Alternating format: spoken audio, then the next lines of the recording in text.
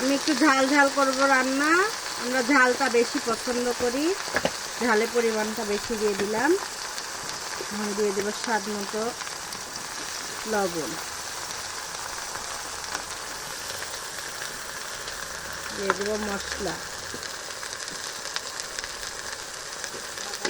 সুন্দর করে আমি মশলাটা কষায় নেব।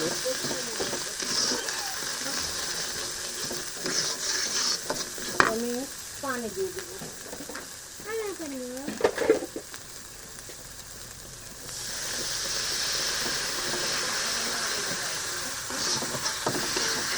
মশলাটা যেন না লেগে যায়, এই জন্য আমি পানি দিয়ে দিলাম।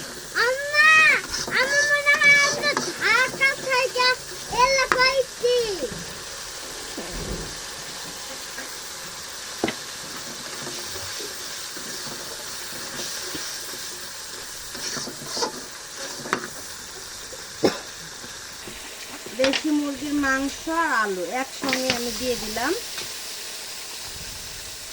একসঙ্গে কষায় নেব এখন।